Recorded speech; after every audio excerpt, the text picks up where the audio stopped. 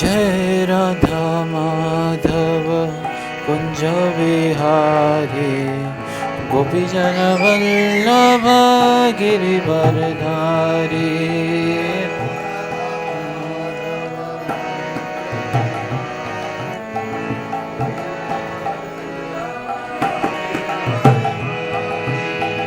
जय राधा माधव कुंज विहारी गोपी जन वल्लभ गिरिवरधारी।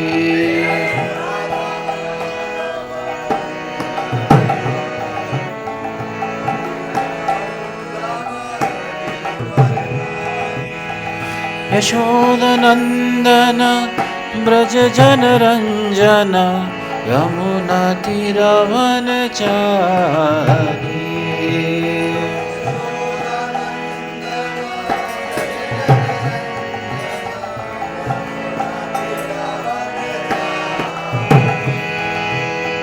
यशोदनंदन ब्रज जन रंजन यमुना तीरवनचारी।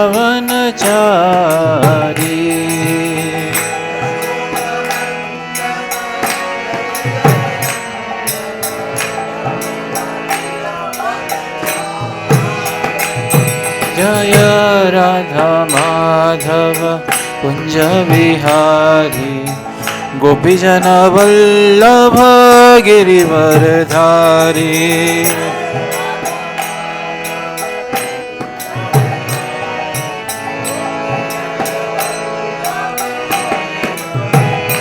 जय राधा माधव कुंज विहारी गोपी जन वल्लभ गिरिवरधारी।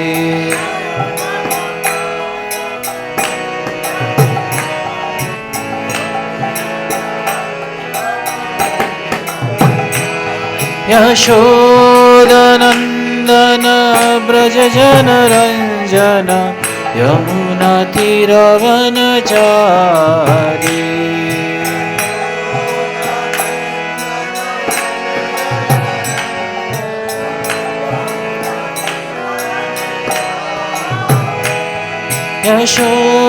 यशोदनंदन ब्रज जन रंजन यमुना तीरवनचारी।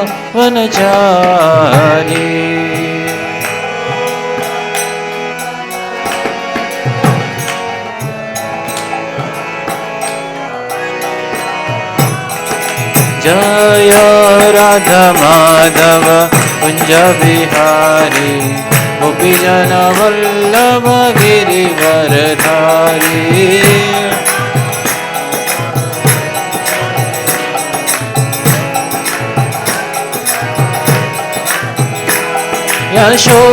यशोदनंदन ब्रज जन रंजन यमुना तीरवनचारी।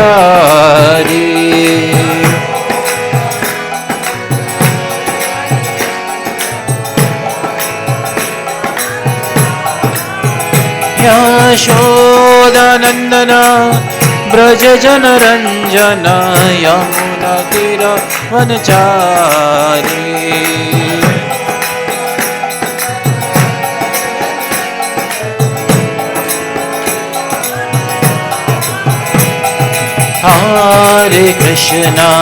हरे कृष्णा कृष्ण कृष्ण हरे हरे हरे राम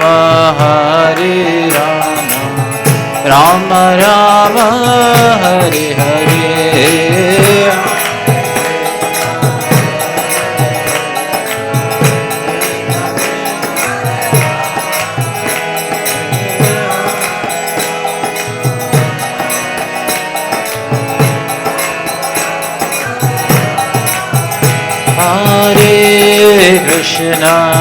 हरे Krishna Krishna Krishna Hare Hare Hare Ram Ram Ram Hare Hare.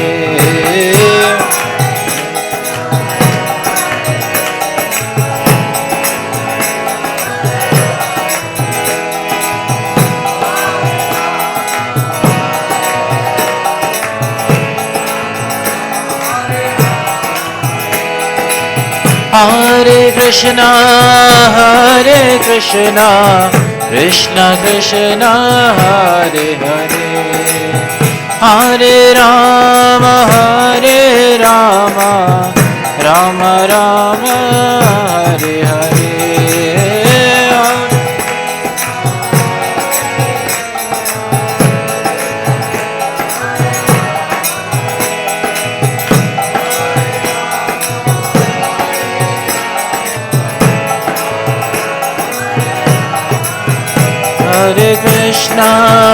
Hare Krishna, Krishna Krishna, Hare Hare, Hare Rama,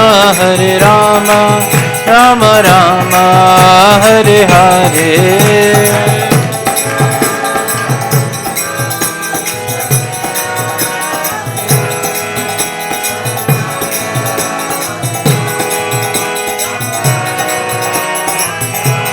Hare Krishna,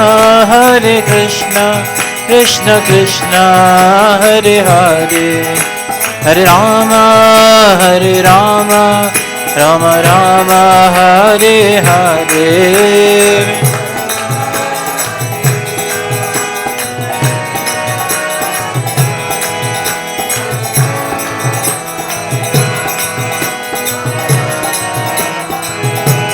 Jayo Radha Radhikaraman, Radha Radhikaraman, Radha Radhikaraman, Shri Radhe.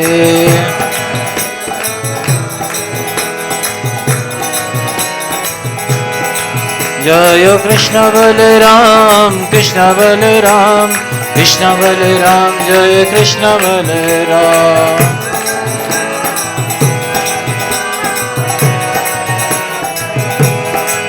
Jayo Jagannath, Jai Jagannath, Jai Baladeva, Jai Subhadra.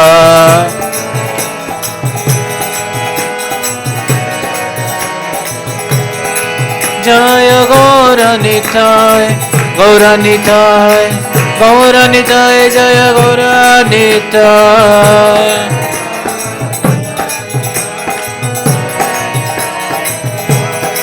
Prabhupada, Prabhupada, Prabhupada, Prabhupada.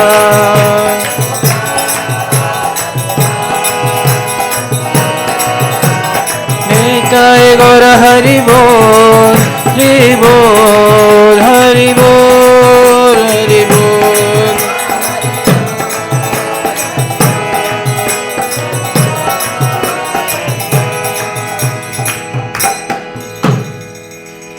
जय ओम विष्णुपाद परमहंस परिव्राज का आचार्य शुद्धेश्वर श्री श्रीमद श्रीला भक्ति AC भक्ति वेदांत स्वामी श्रील प्रभुपाद की जय। स्कॉन founder आचार्य BBT founder आचार्य से the whole world Jagat Guru Srila Prabhupada की जय। जय ओम विष्णुपाद परमहंस परिव्राज का आचार्य अष्टोत्तरेश्वर श्री श्रीमद श्रील भक्ति सिद्धांत सरस्वती ठाकुर श्रील प्रभुपाद की जय। अनंत कोटि वैष्णव वृंद की जय। श्रीमद् भगवद गीता की जय। पुरुषोत्तम मास की जय। निताई गौर प्रेमानंदे हरि बोल। हरे कृष्णा। तो आप सभी का हार्दिक स्वागत है। ये बहुत विशेष महीना पुरुषोत्तम मंथ, पुरुषोत्तम मास का, और विशेष महीने में हम भगवद गीता के एक विशेष अध्याय 15वें अध्याय जिसका नाम है पुरुषोत्तम योग, उसका हम अध्ययन कर रहे हैं और बहुत ही महत्वपूर्ण ये अध्याय है। तो इसका हम अध्ययन कर रहे हैं और आज इस अध्याय के हम श्लोक संख्या 3 और 4 पर आज हम चर्चा करेंगे। तो स्क्रीन पे आपके सामने ये श्लोक है, उससे पहले हम प्रार्थना करेंगे। ओम नमो भगवते वासुदेवाय। ओम नमो भगवते वासुदेवाय। ओम नमो भगवते वासुदेवाय। श्रीमद् भगवद गीता यथारूप अध्याय 15 श्लोक संख्या 3 और 4। न रूपमस्येह तथोपलभ्यते नान्तो च न चादिर्न च सम्प्रतिष्ठः। अश्वत्थमेनं सुविरूढमूलम् असङ्गशस्त्रेण दृढेन छित्त्वा तथा पदं तत्परिमार्गितव्यम्। यस्मिन् गता न निवर्तन्ति भूयः तमेव चाद्यं पुरुषं प्रपद्ये। यता प्रवृत्तिः पुरुषता पुराणी न रूपमस्येह तथोपलभ्यते। नान्तो न चादिर्न च सम्प्रतिष्ठा अश्वत्थमेनं सुविरूढमूलम् असङ्गशस्त्रेण दृढेन छित्त्वा तथा पदं तत्परिमार्गितव्यम्। यस्मिन् गता न निवर्तन्ति भूयः तमेव चाद्यं पुरुषं प्रपद्ये। यता प्रवृत्तिः प्रसृता पुराणी न रूपमस्येह तथोपलभ्यते। नान्तो न चादिर्न च सम्प्रतिष्ठा अश्वत्थमेनं सुविरूढमूलम् असङ्गशस्त्रेण दृढेन छित्त्वा तथा पदं तत्परिमार्गितव्यम्। यस्मिन् गता न निवर्तन्ति भूयः तमेव चाद्यं पुरुषं प्रपद्ये। यतः प्रवृत्तिः प्रसृता पुराणी। इसका शब्दार्थ, अनुवाद एवं तात्पर्य शिल प्रभुपाद जी के द्वारा। शिल प्रभुपाद की ना नहीं रूपम रूप अस्य इस वृक्ष का इह इस संसार में तथा भी उपलभ्यते अनुभव किया जा सकता है।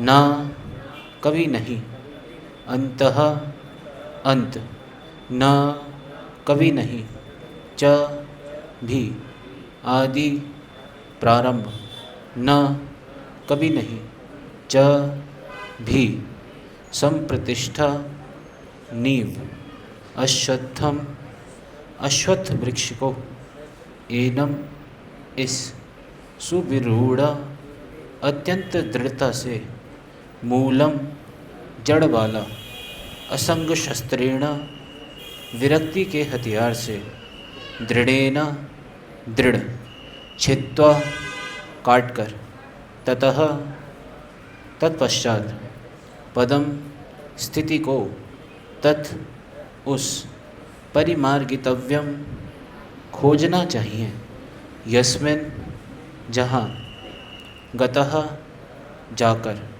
न कभी नहीं, निवर्तन्ति वापस आते हैं, भूयः पुनः, तम उसको, एव ही, च भी, आद्यम आदि, पुरुषम भगवान की, प्रपद्ये शरण में जाता हूँ, यतः जिससे, प्रवृत्ति ही प्रारंभ, प्रसृता विस्तीर्ण, पुराणी अत्यंत पुरानी।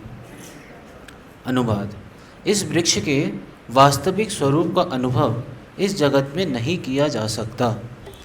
कोई भी नहीं समझ सकता कि इसका आदि कहाँ है, अंत कहाँ है, या इस वृक्ष का आधार कहाँ है। लेकिन मनुष्य को चाहिए कि इस दृढ़ मूल वाले वृक्ष को विरक्ति के शस्त्र से काट गिराए।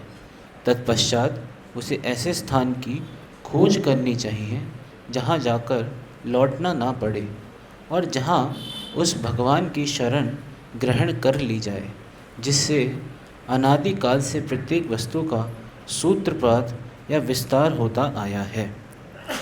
तात्पर्य, अब यह स्पष्ट कह दिया गया है कि इस अश्वत्थ वृक्ष के वास्तविक स्वरूप को इस भौतिक जगत में नहीं समझा जा सकता, क्योंकि इसकी जड़ें ऊपर की ओर हैं। अतः वास्तविक वृक्ष का विस्तार विरुद्ध दिशा में होता है। श्री श्री राधा राधिका रमन कृष्ण बलराम, जगन्नाथ बलदेव सुभद्रा महारानी, श्री श्री गौर निताई, शिल प्रभुपाद की जय। जब वृक्ष के भौतिक विस्तार में कोई फंस जाता है और उसे ना तो यह पता चल पाता है कि यह कितनी दूर तक फैला है और ना वह इस वृक्ष के शुभारंभ को ही देख पाता है, फिर भी मनुष्य को कारण की खोज करनी होती है। मैं अमुक पिता का पुत्र हूँ, जो अमुक का पुत्र है आदि। इस प्रकार अनुसंधान करने से मनुष्य को ब्रह्मा प्राप्त होते हैं, जिन्हें गर्भोदक्षाई विष्णु ने उत्पन्न किया था। इस प्रकार अंततः भगवान तक पहुँचा जा सकता है, जहाँ सारी गवेषणा का अंत हो जाता है। मनुष्य को इस वृक्ष के उद्गम परमेश्वर की खोज ऐसे व्यक्तियों की संगति द्वारा करनी होती है जिन्हें उस परमेश्वर का ज्ञान प्राप्त होता है। इस प्रकार ज्ञान से मनुष्य धीरे धीरे वास्तविकता के इस छद्म प्रतिबिंब से विलग हो जाता है और संबंध विच्छेद होने पर वह वास्तव में मूल वृक्ष में स्थित हो जाता है। इस प्रसंग में असंग शब्द अत्यंत महत्वपूर्ण है, क्योंकि विषय भोग की आसक्ति तथा भौतिक प्रकृति पर प्रभुता अत्यंत प्रबल होती है। अतएव प्रामाणिक शास्त्रों पर आधारित आत्मज्ञान की विवेचना द्वारा विरक्ति सीखनी चाहिए और ज्ञानी पुरुषों से श्रवण करना चाहिए। भक्तों की संगति में रहकर ऐसी विवेचना से भगवान की प्राप्ति होती है। तब सर्वप्रथम जो करणीय है वह है भगवान की शरण ग्रहण करना। यहाँ पर उस स्थान पद का वर्णन किया गया है जहाँ जाकर मनुष्य इस छद्म प्रतिबिंब वृक्ष में कभी वापस नहीं लौटता। भगवान कृष्ण वह आदि मूल हैं जहाँ से प्रत्येक वस्तु निकली है। उस भगवान का अनुग्रह प्राप्त करने के लिए केवल उनकी शरण ग्रहण करनी चाहिए, जो श्रवण कीर्तन आदि द्वारा भक्ति करने के फल स्वरूप प्राप्त होती है। वे ही भौतिक जगत के विस्तार के कारण हैं। इसकी व्याख्या पहले ही स्वयं भगवान ने की है। अहम सर्वस्य प्रभवो, मैं प्रत्येक वस्तु का उद्गम हूँ। अतएव इस भौतिक जीवन रूपी प्रबल अश्वत्थ के वृक्ष के बंधन से छूटने के लिए कृष्ण की शरण ग्रहण की जानी चाहिए। कृष्ण की शरण ग्रहण करते ही मनुष्य स्वतः इस भौतिक विस्तार से विलग हो जाता है। ओम अज्ञानतिमिरान्धस्य ज्ञानञ्जनशलाकया चक्षुरुन्मिलितं येन तस्मै श्रीगुरुवे नमः। श्रीचैतन्यमनोभीष्टं स्थापितं येन भूतले स्वयं रूपा कदा मह्यं ददाति स्वपदान्तिकं। वन्देऽहं श्रीगुरोः श्रीयुतापदकमलं श्रीगुरुन् वैष्णवांश्च श्रीरूपं साग्रजातं सहगणरघुनाथान्वितं तं सजीवं साद्वैतं सावधूतं परिजनसहितं कृष्णचैतन्यदेवं श्रीराधाकृष्णपादान् सहगणललिता श्रीविशाखान्वितांश्च। हे कृष्णा करुणा सिन्धो दीनबन्धो जगत्पते गोपेश गोपिकाकान्त राधाकान्त नमोस्तुते। तप्तकाञ्चन गौरांगी राधे वृन्दावनेश्वरी वृषभानुसुते देवी प्रणमामि हरिप्रिये। वाञ्छाकल्पतरुभ्यश्च कृपा सिन्धुभ्य एव च पतितानां पावनेभ्यो वैष्णवेभ्यो नमो नमः। जय श्री कृष्ण चैतन्य प्रभु नित्यानंद, श्री अद्वैत गदाधर शिवासादि गौर भक्त वृंदा। हरे कृष्णा कृष्णा कृष्णा हरे हरे, हरे राम राम राम हरे हरे। नमो विष्णुपादाय कृष्णपृष्ठाय भूतले, श्रीमते भक्तिवेदांत स्वामिनिति नामिने। नमस्ते सारस्वते देवे गौरवाणी प्रचारिणे, निर्विशेष शून्यवादी पाश्चात्य देश तारिणे।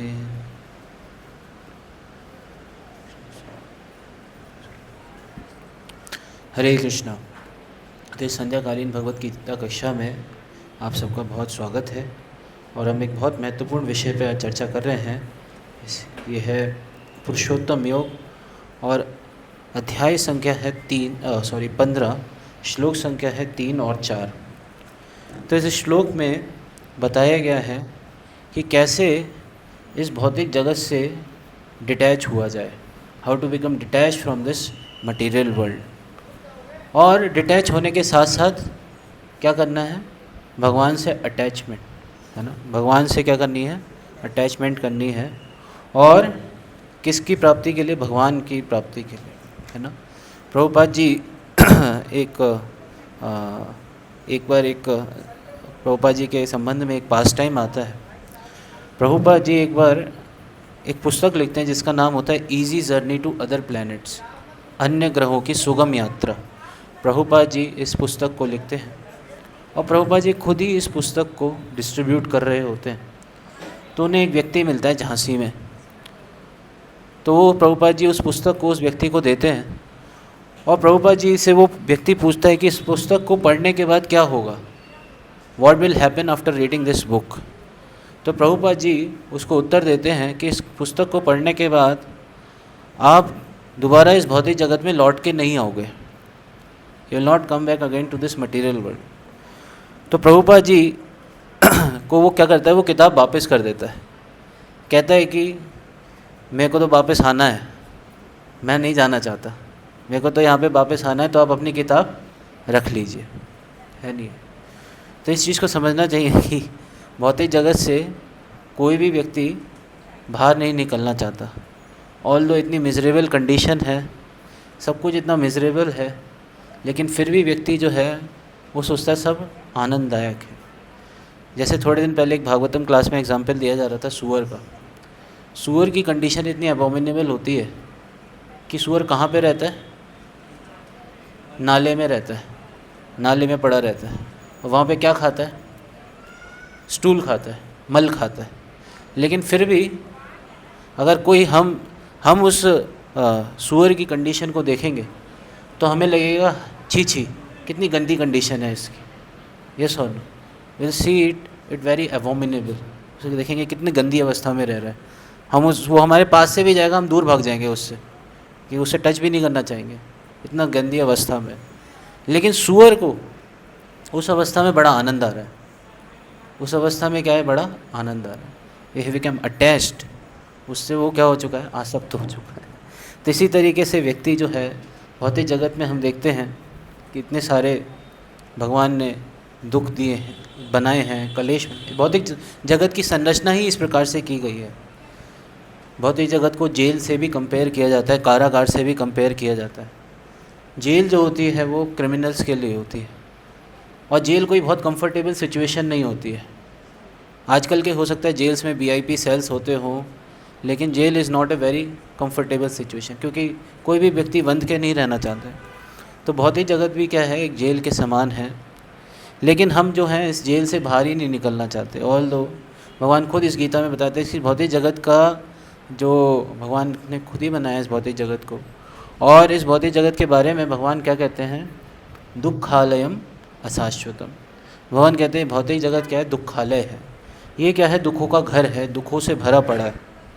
लेकिन फिर भी हम इस दुखालय से इतना अटैच्ड हैं, इस दुखालय को हम सुखालय बनाने का क्या कर रहे हैं, प्रयास कर रहे हैं। तो भगवान ने यहाँ पे अनेकों प्रकार की, खुद भगवान बताते हैं कि इस भौतिक जगत में 4 प्रकार की समस्याएं हैं। जन्म मृत्यु जरा व्याधि दुख दोषानुदर्शन, है ना। जन्म है, मृत्यु है, जरा अवस्था है और व्याधि हैं, बीमारी है। साथ साथ में भगवान बताते हैं यहाँ पे 3 प्रकार के क्लेश भी हैं, आध्यात्मिक, आदि भौतिक, आदि दैविक। तो कहने का मतलब ये संसार पूरी तरह समस्याओं से भरा पड़ा है। और इस संसार में जो थोड़ा मोटा सुख है, जो छोटा मोटा सुख भी है, वो सुख किस प्रकार से है, इस चीज़ को समझना चाहिए कि वो सुख जो है वो 2 दुखों के बीच का एक गैप है। 2 दुखों के बीच का क्या है, एक गैप है। वो क्या है, उसको क्या बोलते हैं, सुख बोल देते हैं। जैसे एक एग्जांपल देते हैं, जैसे मान लीजिए कई बार कैदी होते हैं, कोई किसी कैदी को पकड़ के लाया जाता है, तो उसको क्या किया जाता है, उसकी मान लीजिए कोई पुलिस वाला बहुत पिटाई लगा रहा है उसकी, तो उसका सर पकड़ के पानी की बाल्टी में ऐसे डाल दिया और वो छटपटा रहा है कि निकालो, छोड़ो छोड़ो छोड़ो मेरे को, छोड़ो छोड़ो। तो फिर क्या करते हैं, वो पुलिस वाला उसके सर को पकड़ के, बालों को पकड़ के उसे बाहर निकालता है। तो इतने में वो सांस लेता है, सांस लिया और फिर उसको सर उसके अंदर डाल दिया। तो कहने का मतलब ये है कि सर निकालने से सर दोबारा डालने तक, सर अंदर डालने से दोबारा सर अंदर डालने तक, जो उसने बाहर निकाला, जो उसने सांस लिया, that is just a small amount of happiness in this material world. And उस छोटी सी हैप्पीनेस के लिए व्यक्ति जो है इस संसार में बंधा रह जाता है नहीं। तो यहाँ पे इस संसार की तुलना भगवान एक अश्वत्थ वृक्ष से कर रहे हैं। अश्वत्थ वृक्ष का मतलब है बरगद का पेड़। आप सबने बरगद का पेड़ देखा होगा, बहुत ही कॉम्प्लेक्स होता है, बहुत ही मतलब लाइक जटिल होता है वृक्ष। उसको पता नहीं है कि वो कहाँ से शुरू हो रहा है, उसकी जड़ें कहाँ पे हैं, ऊपर से भी जड़ें नीचे आ रही होती हैं, वेरी वेरी कॉम्प्लेक्स। और इस संसार की तुलना तो भगवान एक उल्टे अश्वत्थ वृक्ष से कर रहे हैं, ऊर्ध्वमूलम अधः शाखम। इस वृक्ष की जो जड़ें हैं वो ऊपर की तरफ हैं और जो इसकी शाखाएं हैं वो नीचे की तरफ हैं। जनरली हम भौतिक जगत में जो भी पेड़ देखते हैं, सबकी जड़ें नीचे होती हैं ज़मीन के अंदर, और उसकी जो शाखाएं होती हैं वो ऊपर की तरफ होती हैं। लेकिन ये जो वृक्ष है, ये अनोखा वृक्ष है, ये भौतिक जगत का वृक्ष। और इसके कैसा है, ये उल्टा है एकदम, it is just like opposite, उल्टा है कि इसकी जड़ें जो हैं वो ऊपर हैं और जो इसकी शाखाएं हैं वो नीचे हैं। और इनका पोषण क्या, किस चीज़ से हो रहा है, इनका पोषण हो रहा है 3 गुणों से, गुणा प्रबद्धा विषय प्रबल। तो 3 गुण जो होते हैं, रजोगुण, सतोगुण और तमोगुण, ये तीनों गुण क्या करते हैं, इस वृक्ष को सींचते हैं और क्या करते हैं, इसको कॉम्प्लेक्स बनाते जाते हैं, है नहीं। तो ये संसार भी इसी तरीके से कहा जाता है कि जो संसार है वो कहाँ पे टिका हुआ है। कोई बता सकते हैं आप कि ये संसार कहाँ पे टिका हुआ है? ये संसार टिका हुआ है भौतिक जीव की इच्छा पे, डिज़ायर पे। वहाँ से शुरुआत होती है इस संसार की। कहाँ पे शुरुआत होती है? इस संसार की, मटेरियल वर्ल्ड की जो शुरुआत होती है मटेरियल डिज़ायर से, लिविंग एंटिटी की। भगवान ने इस भौतिक जगत की रचना करी लोगों की भौतिक इच्छाओं को पूरा करने के लिए, इसलिए भगवान ने इस भौतिक जगत को बनाया। और यहाँ पे बताया जा रहा है न रूपम अस्य तथोपलभ्यते, इसके हम रूप को देख नहीं सकते। कहीं पे हमें ऐसा वृक्ष दिखेगा नहीं, हम समझ नहीं पाएंगे कहाँ पे है, इसका रूप कैसा है, इसका शुरुआत कहाँ पे हुई, इसका अंत कहाँ पे होगा, इसका आधार कहाँ पे है। Will not be able to understand that, कि हम इस चीज़ को समझ नहीं पाएंगे।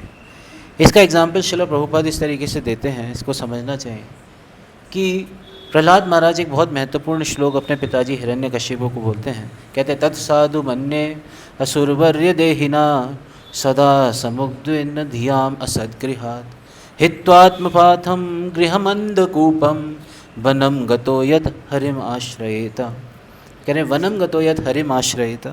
लेकिन वहाँ पे इस संसार की तुलना प्रहलाद महाराज एक अंधकूप से कर रहे हैं। किससे कर रहे हैं? अंधकूप, अंधे कुएँ से कर रहे हैं। अंधे कुएँ की क्या खासियत होती है? अंधा कुआं, आप सबने देखा है किसी ने अंधा कुआं?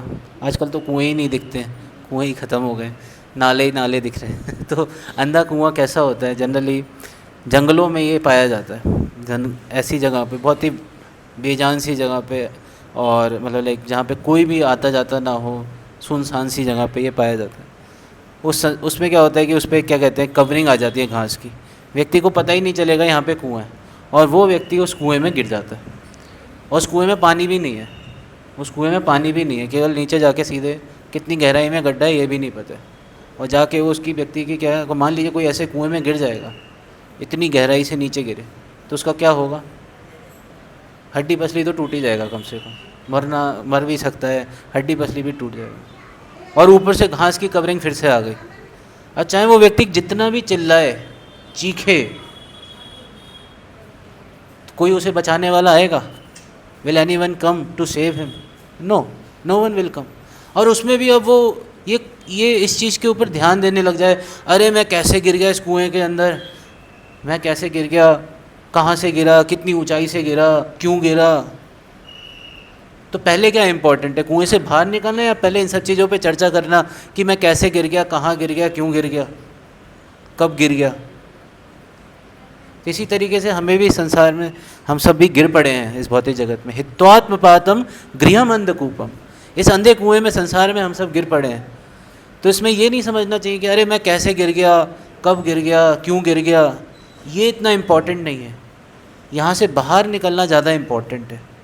अश्वत्थमेनम सुविरूढ़ मूलम असंग शस्त्रेण दृढ़ेन चित्त। भाई पहले इस सिचुएशन से बाहर निकलो, उसके बाद जाके सोचना कि अरे मैं कैसे गिर गया, क्यों गिर गया।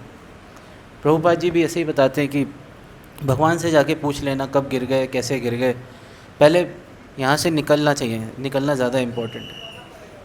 किसी घर में आग लगी हो तो पहले ये सोचेंगे कि अरे आग कैसे लग गई है, पहले वहाँ से बाहर निकलेंगे, पहले वहाँ से बाहर निकलेंगे। ऑब्वियसली ये सोचने बैठ जाए अरे कितनी इंटेंसिटी पे आग लगी थी, क्या कारण रहा, सिलेंडर ओपन रह गया था या फिर क्या कहते हैं फायर मतलब एक शॉर्ट सर्किट हो गया था। That is not important. पहले वहाँ से बाहर निकलिए, अपनी जान बचाइए, फिर जाके सोचिए कि मैं कैसे फायर लग गया। तो सिमिलरली इस भौतिक जगत का जो यहाँ पे वृक्ष बताया गया है, इसके ना तो हम रूप को देख सकते हैं, ना इसका अंत है, ना आदि है, ना कुछ है। सीधे सीधे इसको क्या करना है, असंग शस्त्रेण दृढ़ेन छित्वा। असंग शस्त्रेण, असंग मतलब with the weapon of detachment. With the weapon of detachment we should cut it. इस वृक्ष को क्या करना चाहिए, हमें काट देना चाहिए, काट देना चाहिए, है नहीं। कुंती महारानी बहुत सुंदर प्रार्थनाएं करती हैं भगवान को, और कुंती महारानी इसमें एक बहुत इम्पॉर्टेंट चीज़ बोलती हैं। हाँ जस्ट एक सेकेंड। तो कुंती महारानी अपनी प्रार्थनाओं में एक बहुत महत्वपूर्ण श्लोक बोलती हैं। Let's see that verse, Shrimad Bhagavatam 1:8-41। अथ विश्वेश विश्वात्मन विश्वमूर्ते स्वकेशु में स्नेहपाशम इदम छिंदी दृढ़म पांडुषु वृष्णिषु।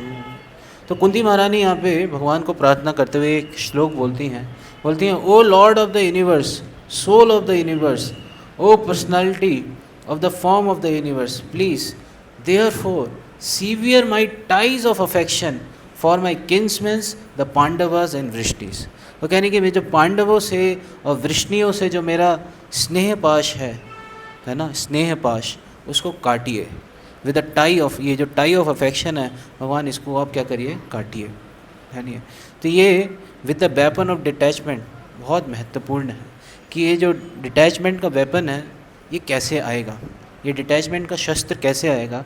तो प्रभुपाद जी तात्पर्य में इस चीज़ को बहुत महत्वपूर्ण तरीके से समझा रहे हैं कि जो वेपन का डिटैचमेंट है, ये अशंग शस्त्र, वो कहाँ से प्राप्त होता है। तो ये जो अशंग शस्त्र है ये हमें प्राप्त होता है भक्ति के माध्यम से। जैसे श्रीमद् भागवतम के पहले स्कंद के 2 अध्याय के श्लोक संख्या 7 में बहुत महत्वपूर्ण श्लोक आता है। वासुदेवे भगवती भक्ति योगा प्रयोजितः जन्यते आशु वैराग्यम ज्ञानम च यद हेतुकम।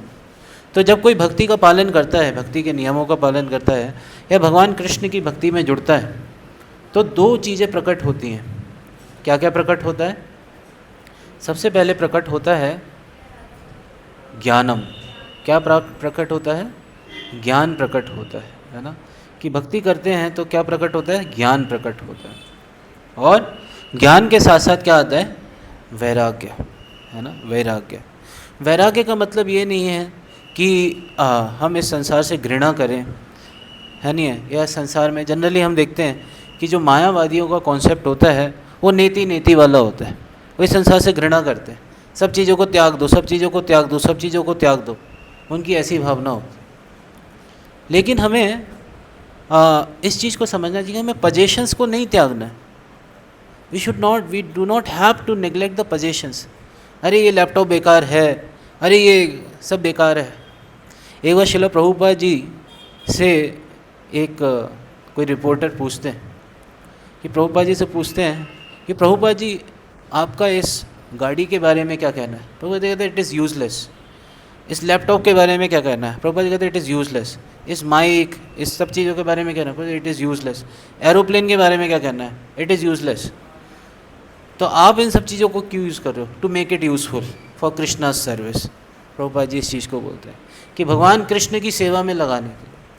एक और बहुत महत्वपूर्ण पास टाइम आता है। एक बार श्रील प्रभुपाद जी के सामने एक उनके डिसाइपल एक न्यूज़पेपर की कटिंग लेके आते हैं। उसमें एक मायावादी सन्यासी होता है, वो क्या कर रहा होता है, पैसे को देख के कहते हैं नहीं चाहिए नहीं चाहिए, लेके जाओ लेके जाओ। प्रभुपाद जी कहते हैं सारा पैसा मेरे पास लेके आओ और मैं क्या करूँगा, सारे पैसे का ऐसे गले लगा के उसको आलिंगन करूँगा और फ़ोटो खिंचाऊँगा और क्या करूँगा, सारा का सारा पैसा भगवान की सेवा में लगाऊँगा। सारा का सारा पैसा किस में लगाऊँगा, भगवान की सेवा में लगाऊँगा। तो श्रील रूप गोस्वामी भक्ति रसामृत सिंधु में दो प्रकार के वैराग्यों का वर्णन करते हैं। एक है युक्त वैराग्य, एक है फल्गु वैराग्य। एक नदी आपने सुनी होगी, फल्गु नदी है, सुनी है आप सब ने। तो फल्गु नदी है, ऊपर से लगती है सूखी और उसे थोड़ा सा खोदेंगे तो अंदर पानी पानी भरा पड़ा। तो एक इसी तरीके से फल्गु वैराग्य होता है नहीं है। प्रापंचिकतया बुद्ध्या हरि संबंधी वस्तुना मुमुक्षु भी परित्यागो वैराग्यम फल्गु कहते थे कि हरि संबंधी वस्तु में, भगवान की सेवा में उस वस्तु को लगाया जा सकता है, लेकिन उसको मुमुक्षु भी परित्यागो फल्गु वैराग्यम कहते थे। उसको क्या कहते हैं, फल्गु वैराग्य कहते हैं। लेकिन इसके विपरीत जो युक्त वैराग्य होता है वो क्या होता है, बेसिकली युक्तम वैराग्यम उच्यते अनासक्तस्य विषयान। अनासक्त होके, जितने भी विषय वस्तु हैं उनसे अनासक्त होके, यथारम उपयुंजता, भगवान की सेवा में यथा रूप से उसको क्या करना, यथा रूप उपयुंजतः, भगवान की सेवा में उसको यूज़ किया जा सकता है। निर्बंधे कृष्ण संबंधे युक्त वैराग्यम उच्यते, कि उसको कृष्ण के संबंध में देखना चाहिए कि ये कृष्ण के जितने भी संसार में ये चीज़ें हैं वो मेरे इन्जॉयमेंट के लिए नहीं है। It is not for my enjoyment, it is the position of Krishna, it is should be use for Krishna service. ये सब कृष्ण का है और कृष्ण की सेवा में यूज़ करना चाहिए, है ना। इदम कृष्णाय इदम न मम, ये सब कृष्ण का है, ये मेरा नहीं है, जिस मेरे भोग के लिए नहीं है, ये कृष्ण के भोग के लिए है। कृष्ण गीता में क्या बताते हैं, 5वें अध्याय के 29वें श्लोक में, भोक्तारम यज्ञ तपसाम सर्वलोक महेश्वरम सुहृदम सर्वभूतानां ज्ञात्वा माम शांतिम रिच्छति, है ना। तो ये जो संसार को हमें समझना चाहिए कि जब हम भक्ति का हम पालन करेंगे तो उससे क्या आएगा, ज्ञान आएगा। कि उससे ज्ञान क्या आएगा कि मैं कौन हूँ, पहले तो अपनी पोजीशन पता चलेगी व्यक्ति को कि मैं कृष्ण का दास हूँ। अभी हम सब क्या हैं, माया के दास बने हुए हैं। आज सुबह भी प्रभुपाद जी का लेक्चर था, प्रभुपाद जी उसमें बता रहे थे कि वी आर ऑल कृष्ण दास। उसमें प्रभुपाद जी एक बहुत महत्वपूर्ण भक्ति विनोद ठाकुर जी के भजन को कोट कर रहे थे। हाँ, जीव कृष्ण दास यही विश्वास कर ले तू और दुख नहीं। जीव तुम विश्वास कर लो कि तुम कृष्ण के दास हो, तुम्हारे जीवन के सारे दुख चले जाएंगे। लेकिन नहीं, हम तो विश्वास करेंगे ही नहीं। मीचर माया बोशे जाचो बेशे खाचू हाबू दूबो है, मैं तो माया का दास बन के रहूँगा और फिर संसार में भटकते रहो। माया क्या करेगी, पटकती है उठाती है, पटकती है उठाती है। जैसे धोबी अपने कपड़ों को पटकता है उठाता है पटकता है, इसी तरीके से माया भी हमें क्या कर रही है, यही कर रही है। Toss up and toss down, toss up toss down, ऐसे हमारे साथ कर। तो ज्ञान इस चीज़ को समझना कि किस चीज़ का ज्ञान होता है व्यक्ति को, कि सब चीज़ें क्लियर होती हैं, तीनों चीज़ों को क्लियरली देख पाता है कि भगवान का उसके साथ क्या संबंध है, उसका इस प्रकृति के साथ क्या संबंध है, और प्रकृति का भगवान से क्या संबंध, और तीनों के संबंध को सही रूप से देख पाता है। जनरली सारी समस्याओं का कारण है to misidentification of our identity. हम अपनी आइडेंटिटी को क्या है, भूले हुए हैं, और हम इस संसार से क्या कर लेते हैं, अपने आप बहुत गहरा आइडेंटिफिकेशन कर लेते हैं। हम समझते हैं कि हम ये शरीर नहीं, हम शरीर हैं, अपने आप को ये शरीर ही मान लेते हैं, और हम मान लेते हैं कि हमें भौतिक प्रकृति के ही हैं। तो इस चक्कर में हम क्या करते हैं, इस संसार में बंधे रह जाते हैं, इस संसार में बंधे रह जाते हैं। तो जब हम भक्ति का अनुशीलन करते हैं तो उससे क्या होता है कि ज्ञान आता है, सही नॉलेज आती है, और उसके साथ साथ क्या आता है, वैराग्य आता है। इसी के साथ साथ श्रीमद् भागवतम के 11वें स्कंद के दूसरे अध्याय के श्लोक संख्या 42 में भी एक बहुत महत्वपूर्ण श्लोक आता है। उसमें कहते हैं, भक्ति परेशानुभवो विरक्तिर अन्यत्र च एष त्रिक एक काला प्रपद्यमानस्य यथाश्नतास्योस् तुष्टि पुष्टि शुद्धपायोनुघासम। कह रहे हैं भक्ति पर ईशानुभवो विरक्ति। जब कोई व्यक्ति भक्ति का पालन करता है तो उससे क्या होती है, पर ईशानुभव करता है। पर ईशानुभव का मतलब क्या है कि भगवान का वो सेल्फ रियलाइजेशन कर पाता है, भगवान का अनुभव कर पाता है। और जितनी मात्रा में उसका ये अनुभव बढ़ता जाता है उतनी मात्रा में उसको क्या आती है, विरक्ति। उसको क्या आती है, विरक्ति आती है। तो भक्ति करते हैं तो पर ईशानुभव और विरक्ति, ये तीनों चीज़ें एक साथ होती। इसको एनालॉजी दे के समझा रहे हैं श्रील सुखदेव गोस्वामी। कह रहे हैं कि जिस प्रकार से कोई व्यक्ति खाना खाता है तो खाना खाते खाते उस व्यक्ति को क्या होती है, तुष्टि मतलब उसको सेटिस्फेक्शन मिलता है, पुष्टि उसको नरिशमेंट मिलता है, और शुद्ध पायो अनुघासम मतलब उसकी भूख जो है वो मिट जाती है। थोड़े समय पहले जो भोजन उसे इतना आनंद दे रहा था, उसे स्वादिष्ट लग रहा था, अभी वो जब उसका पेट भर जाएगा तो उसको वही भोजन कैसा लगेगा, भारी लगेगा। एक एक गस्सा खाना, एक एक क्या कहते हैं कौर को खाना उसको इतना हैवी लगेगा, डिटैचमेंट आ जाएगी उससे, है नहीं है। तो इस चीज़ को समझना चाहिए कि लेकिन जब व्यक्ति भक्ति का पालन करता है तो उसकी धीरे धीरे भगवान से क्या हो सकती है, आसक्ति होती है, और इस भौतिक विषय से क्या होती है, उसकी डिटैचमेंट होती है। तो श्रील भक्ति विनोद ठाकुर एक बहुत महत्वपूर्ण भजन लिखते हैं। उसमें एक भजन में एक लाइन आती, कहते हैं, विषय जे प्रीति छे आछाए आमारा सही पद प्रीति हो का चरण तो मारा। वो कहते हैं कि जितनी मेरी आसक्ति भगवान विषय वस्तुओं से है, जितनी आसक्ति मेरी विषय वस्तुओं से है, उतनी आसक्ति मेरी किससे हो जाए, भगवान आपके चरण कमलों से हो जाए, है ना। तो ये बहुत महत्वपूर्ण प्रार्थना है। तो जब हम भक्ति का पालन करते हैं तो ये डिटैचमेंट आती है।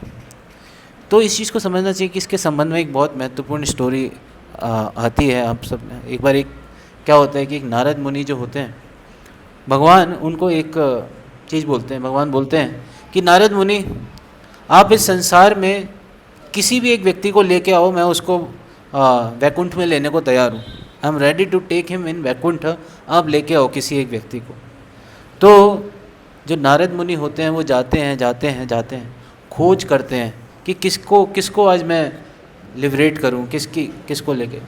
तो वो जाते हैं, और जाते वो एक व्यक्ति के पास जाते हैं। उस व्यक्ति का नाम कैलाश, यस, उस व्यक्ति का नाम होता है कैलाश। तो कैलाश जो होता है, उस कैलाश को नारद मुनि कहते हैं कि कैलाश चलो, मैं तुम्हें भगवत धाम ले जाने आया हूँ, चलो। कैलाश क्या कहता है, कैलाश कहता है कि अरे मैं तो अभी बहुत छोटा हूँ, मेरे को तो अभी बहुत पढ़ाई करनी है, मेरे को तो अभी क्या कहते हैं इतना कुछ करना है। तो कहते हैं कि ठीक है, जब मैं अपनी पढ़ाई कंप्लीट कर लूँ उसके बाद आना। तो कैलाश जो होता है वो अपनी पढ़ाई कंप्लीट कर लेता है। फिर नारद मुनि दोबारा आते हैं उसे लेने, चलो कैलाश तुम्हारी अब पढ़ाई कंप्लीट हो गई है, अब भगवत धाम चलो। कैलाश कहता है नहीं अभी तो मेरे को भगवत धाम नहीं, अभी तो मेरे को अपना कैरियर सेटल करना है, जॉब वॉब लेनी है थोड़ी, तो उसके बाद देखते हैं। तो नारद मुनि के ठीक है, तो जॉब भी लग जाती है कैलाश की। फिर आते हैं नारद मुनि। तो नारद मुनि कहते हैं चलो कैलाश अभी चलो भगवत धाम चलते हैं। कैलाश कहता है नहीं अभी तो मेरे को शादी करनी है, बच्चे करने हैं, बच्चों को सेटल करना है, उसके बाद देखते हैं। शादी भी हो जाती है, बच्चे भी हो जाते हैं, बच्चे भी सेटल हो जाते हैं। कैलाश को बूढ़ा हो जाता है अभी कैलाश। तो नारद मुनि आते, कहते हैं कैलाश चलो। तो कैलाश कहता है नहीं अभी तो मेरे को बच्चों का भी मुख देखना है, सब चीज़ें करनी है। तो नारद मुनि मतलब लाइक कैलाश को बोलते हैं, कैलाश बूढ़ा हो चुका होता है तब भी नहीं जा रहा होता है। तो थोड़े समय बाद नारद मुनि आते हैं, देखते हैं कि अरे कैलाश कहाँ गया, कैलाश तो दिख ही नहीं रहा, तो कैलाश मिलता ही नहीं है। तो थोड़े समय बाद वो वहाँ पे एक कुत्ते को देखते हैं। किसको देखते हैं? एक कुत्ते को देखते हैं। तो वो कुत्ता वहीं पे क्या कर रहा होता है, उस घर के चारों तरफ मंडरा रहा होता है। कहता है, लाइक कुत्ता जो होता है चारों तरफ घर की रक्षा कर रहा होता है। तो नारद मुनि देखते हैं, अरे कैलाश तुम ये कुत्ता कैसे बन गए? तो तो कैलाश कहता है कि क्या करूँ मैं यहीं पे अपने घर की रक्षा करनी पड़ रही है, ये बच्चे मेरे बहुत लापरवाह हैं, घर में इतना धन रखा है और छोड़ के चले जाते हैं, मेरे को देखना पड़ता है सब कुछ। तो थोड़े समय बाद वो कुत्ते से क्या कहते हैं, थोड़े समय बाद नारद मुनि कहते हैं चलो अभी चलो, अभी भगवत धाम चलो। तो कहते नहीं अभी तो मेरे को घर की रक्षा करनी है, कैसे जा सकते हो? तो थोड़े समय बाद वो क्या बन जाता है, घर में खेतों में जाके एक सांप बन जाता है। थोड़े समय बाद वो फिर से कुत्ते की योनि से सांप की योनि में चला जाता है। तो नारद मुनि वहाँ पे पहुँच जाते हैं, अरे कैलाश तुम सांप बन गए? अरे मेरे बच्चे ना बहुत लापरवाह हैं, मैंने ये खेत में ना खजाना छुपा के रखा है और कोई चोर उचक्का ना आ जाए, इसलिए मैं इसकी रक्षा कर रहा हूँ। तो नारद मुनि क्या कहते हैं, जोर से बुलाते हैं सांप सांप सांप सांप, और उसी कैलाश के वो बच्चे आते हैं, उसी को पत्थर से डंडे से मार देते हैं। तो कहने का मतलब ये है कि संसार में एक व्यक्ति की आसक्ति बहुत गहरी होती है, इतनी गहरी आसक्ति होती है कि व्यक्ति जो है इसी में बंधा रह जाता है कि मेरे लाइक कौन क्या करेगा। जैसे प्रभुपाद जी भी एक स्टोरी सुनाते हैं, प्रभुपाद जी उसमें एक बहुत महत्वपूर्ण चीज़ बताते हैं कि एक बार क्या होता है, एक बहुत ही बूढ़ा व्यक्ति होता है, बहुत ही बूढ़ा व्यक्ति, वो अपने शरीर छोड़ने की कगार पे होता है। और क्या होता है वहाँ पे उसके सारे बेटे 4 बेटे होते हैं, चारों बेटे उसको देखने के लिए आ जाते हैं कि पिताजी शरीर छोड़ने वाले। चारों के चारों बेटे घेरा बना के खड़े होते हैं। तो कहते हैं अच्छा तुम भी यहाँ पे हो, तुम भी यहाँ पे हो, तू भी यहाँ पे, चौथे नंबर वाले तू भी यहाँ पे? अच्छा तुम चारों यहाँ पे हो तो दुकान की देखभाल कौन कर रहा है? तो आप देखिए व्यक्ति मरणासन अवस्था में है, उस टाइम पे भी उसका चिंतन किसका है? दुकान का है। तो ऐसा व्यक्ति क्या बनेगा? दुकान पे जाके चूहा बनेगा। उसकी एक्चुअली परचूने की दुकान थी तो राशन की दुकान थी, तो वहाँ पे क्या बनेगा? चूहा ही बनेगा। तो कहने का मतलब व्यक्ति की इतनी संसार में गहरी आसक्ति होती है नहीं? कहा जाता है कि अगर संसार में हमारी छोटी सी भी आसक्ति रह जाती है तो हमें क्या करना पड़ता है? संसार में फिर से वापस आना पड़ता है।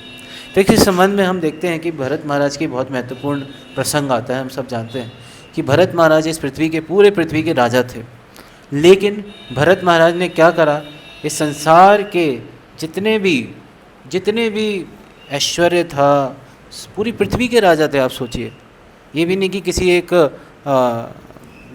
घर के राजा हों, पूरी पृथ्वी के राजा थे। उन्होंने सब चीज़ों को कैसे छोड़ दिया? कहते हैं यु दुस्त्यजान दार सुतान सुहृद राज्यम हृदय स्पृशा जहो युयैव मलबद उत्तम श्लोक लालसा।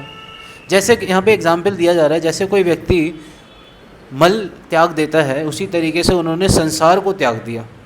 मल त्यागने के बाद कोई टेंशन नहीं लेता कि अरे मेरा कितना बड़ा लॉस हो गया, नो वन टेक टेंशन। तो इसी तरीके से उन्होंने इस संसार को क्या कर दिया? त्याग दिया। भरत महाराज ने सब कुछ छोड़ के वो पुलाह आश्रम नाम के स्थान पे चले गए तपस्या करने के लिए, भगवान की प्राप्ति करने के लिए। लेकिन भरत महाराज जो होते हैं वो क्या होता है कि इतना सब कुछ त्याग के वो वहाँ पे एक हिरन के बच्चे से आसक्त हो जाते हैं। और फिर क्या होता है, हम सब जानते हैं कि वो अपनी जितनी भी तपस्या होती है उसको छोड़ देते हैं। हर समय वो हिरन के बच्चे का क्या कर रहे होते हैं? हमेशा उस हिरन के बच्चे का वो चिंतन कर रहे होते हैं कि वो क्या कर रहा होगा, उसने खाना खाया होगा नहीं खाया होगा, वो कैसे कर रहा होगा। और कुछ समय के लिए वो हिरन का बच्चा गायब हो जाता है तो वो एकदम पागल ही हो जाते हैं उस हिरन के विरह में, बच्चे के विरह में। तो जब उनका अंत समय आता है तो वो उस हिरन का स्मरण करते हुए इस शरीर को छोड़ते हैं। हिरन का स्मरण करते हुए जब वो इस शरीर को छोड़ते हैं तो जो उनका अगला शरीर होता है वो एक हिरन का प्राप्त होता है। वो हिरन बन जाता है। और जब वो हिरन के शरीर में भी उनको स्मृति होती है पिछले जीवन की, और वो हिरन के शरीर में भरत महाराज क्या कहते हैं? भरत महाराज लैमेंट कर रहे हैं जब हिरन के शरीर में, कह रहे हैं in the body of a deer Bharat Maharaj begin to lament, कह रहे व्हाट मिसफॉर्च्यून, मैं कितना अभागा हूँ, I have fallen from the path of self realisation, मैं आत्म साक्षात्कार के पथ से गिर गया। I gave up my real sons wife home to advance in spiritual life, मैंने अपने पत्नी बच्चों घर को छोड़ा भक्ति में प्रगति करने के लिए। And I took shelter in a solitary place in a forest, मैं जंगल गया। I became self controlled self realised, I engage constantly in devotional service, hearing, chanting, thinking, worshipping, remembering the supreme personality of Godhead Vasudev. मैं सारी चीज़ें कर रहा था, स्मरण कर रहा था भगवान का, चैंटिंग कर रहा था, हियरिंग कर रहा था, वर्शिप कर रहा था भगवान को। I was successful in my time, मैं पूरी तरह से कामयाब हो गया था। So much so that my mind was always absorbed in devotional service, मेरा मन हर समय भगवान के चिंतन में लगा रहता था। कहा जाता है भरत महाराज भाव की अवस्था में थे। However, due to my personal foolishness, मेरे एक छोटी सी मूर्खता के कारण my mind became attached, मेरा फिर से मन आसक्त हो गया, and this time to a deer, और एक हिरन से। Now I have obtained the body of a deer, have fallen from my devotional practices, और अब मुझे एक हिरन का शरीर प्राप्त हो गया है और मैं अपने भक्ति के पथ से गिर पड़ा। इतना ज़्यादा लैमेंट कर रहे हैं भरत महाराज, है नहीं है? तो हम देख सकते हैं कि ये जो आसक्ति है, कहा जाता है अंत काले च मामेव स्मरण उक्ता मुक्ता कलेबरम या प्रयाति समद्भावम याति नास्ति अत्र संशय, कि अंत काल में व्यक्ति जिस चीज़ का स्मरण करते हुए ये शरीर को छोड़ता है उस अवस्था को वो निश्चित रूप से प्राप्त करता है। और अंत काल में किस चीज़ का स्मरण होगा? जिस चीज़ से व्यक्ति का कहाँ ध्यान जाएगा? जहाँ पे व्यक्ति की आसक्ति है नहीं है? ये समझना चाहिए कि जहाँ पे व्यक्ति की आसक्ति है वहीं पे उस व्यक्ति का क्या जाएगा? ध्यान जाएगा। तो इसीलिए हमें समझना चाहिए कि हमें क्या करना चाहिए? भगवान की शरण लेनी चाहिए, भगवान की शरण लेनी चाहिए। असंग शस्त्रेण दृढ़ेन चित्वा, इसको जगह को छोड़ना चाहिए और क्या करना चाहिए? भगवान के धाम जाना चाहिए, भगवान के धाम की खोज करनी चाहिए। वो कहने तत्ते तथा पदम तत्परिमार्गितव्यम, कहने उस जगह की खोज करनी चाहिए। कौन सी जगह की? भगवान के चरण कमलों। वो कहाँ पे मिलेंगे? कहाँ पे मिलेंगे? जैसे हम रास्ता खोजते हैं जीपीएस सिस्टम से, तो सिमिलरली भगवान ने हमारे लिए जीपीएस भेज दिया है। This is the GPS the Lord has sent for all of us, this shastras, ये शास्त्र हैं, गुरु हैं, साधु हैं, उन्होंने वो हमें रास्ता दिखाने के लिए, रास्ता बताने के लिए। तो हमें क्या करना चाहिए? ततात पदम तत्परिमार्गितव्यम, उसका मार्ग कौन प्रशस्त करेगा? ये शास्त्र प्रशस्त करेगा। और कौन सी जगह जाना है? यस्मिन गता न निवर्तन्ति भूया, उस स्थान पे जाना है जहाँ पे से वापसी नहीं होती है। कहा जाता है संसार में हम किसी भी स्थान पे चले जाएं वहाँ से वापसी निश्चित है। भगवान कहते हैं गीता में, आ ब्रह्म बुबना लोका पुनर्आवर्तिनो अर्जुना, हाँ मामुपेत्या तु कौन्तेय पुनर्जन्म न विद्यते। मेरे को एक बार कोई प्राप्त कर लेता है फिर से उसका पुनर्जन्म नहीं होता। और इस चीज़ को भगवान बहुत बार गीता में बताते हैं। अभी जो 2 श्लोक बाद अगला श्लोक आएगा उसमें भी भगवान कहते हैं, न तद्भास्यते सूर्यो न शशांको न पावक यद गत्वा न निवर्तन्ते तद्धाम परमम मम। इस संसार में वापस नहीं आता। गीता के 4थे अध्याय के श्लोक संख्या 9 में भी भगवान इस चीज़ को बताते हैं, जन्म कर्म च मे विद्युव्यम यो वेत्ति तत्वता एवं यो वेत्ति तत्वता त्यक्त्वा देहम पुनर्जन्म नैति मामेति सो अर्जुन। उसका पुनर्जन्म नहीं होता। तो हमें क्या करना चाहिए? उस स्थान की खोज करनी चाहिए, उस स्थान पे जाना चाहिए और वहाँ जाके क्या करना चाहिए? तमेव चाद्यम पुरुषम प्रपद्य, वहाँ पे जाके क्या करनी चाहिए? हमें भगवान की शरण ग्रहण करनी चाहिए, क्योंकि भगवान ही एकमात्र शरण ग्रहण करने योग्य हैं। इस संसार की जितनी भी शरण हैं वो इम्परमानेंट हैं, वो हमें शरण दे ही नहीं सकती। केवल भगवान ही हमें क्या दे सकते हैं? शरण दे सकते हैं। देवर्षि भूतात्म निर्णाम पितृणाम ना किंकरो नायम ऋणी च राजन सर्वात्मनाया शरणम शरण्यम। तो भगवान को क्या कहा गया? शरणम शरण्यम। केवल कृष्ण ही शरण लेने योग्य हैं। तो हमें क्या करना चाहिए? तमेव चाद्यम पुरुषम प्रपद्ये यथा प्रवृत्ति प्रसता। हमें उन भगवान की शरण ग्रहण करनी चाहिए। ठीक है, तो इस चीज़ को समझना चाहिए कि हमने डिस्कस किया कि संसार बहुत भयावह है और हम सब यहाँ पे गिर गए हैं, और इस चीज़ को समझना चाहिए कि हम कैसे गिरे, क्यों गिरे, ये इस चीज़ की हमें ज़्यादा चिंता नहीं करनी चाहिए। हमें यहाँ से बाहर निकलने पे चिंता करनी। वो कैसे निकल सकते हैं? With the weapon of detachment. Detachment का वेपन हमें कैसे प्राप्त होगा? भगवान की भक्ति करने से। जब हम इस संसार से निकलेंगे तो हमें क्या करना चाहिए? उस स्थान की खोज करनी चाहिए जहाँ से जाके व्यक्ति दोबारा वापस नहीं आता, और वो स्थान क्या है? भगवान का परम धाम। और वहाँ जाके क्या करनी है? हमें भगवान की शरण लेनी है ना। और भगवान की शरण कैसे ले सकते हैं? ये श्रवणम कीर्तनम विष्णु स्मरणम पाद सेवनम अर्चनम बंदनम दास्यम सख्यम आत्मनिवेदन। तो ये जो भगवान के नाम, भगवान के बारे में, भगवान की कथा, इन सब का अगर हम शरण ग्रहण करेंगे तो ये भगवान की शरण लेने से अभिन्न है। हरे कृष्णा कृष्णा कृष्णा हरे हरे, हरे राम राम राम हरे हरे। ग्रंथराज श्रीमद् भगवद गीता की, श्रील प्रभुपाद की जय। निताय गौर प्रेमानंदे, हरि बोल। तो हमें से किसी कोई प्रश्न है, जिज्ञासा? Yes ma'am.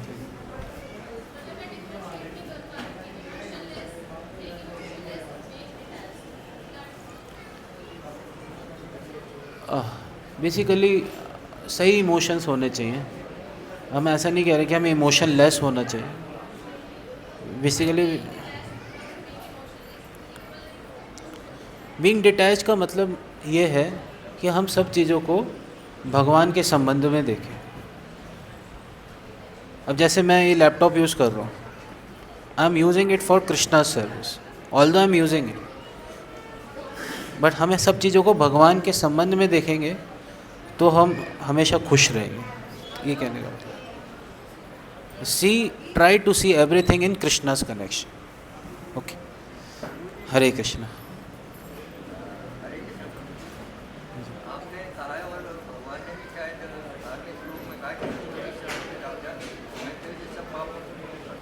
जी।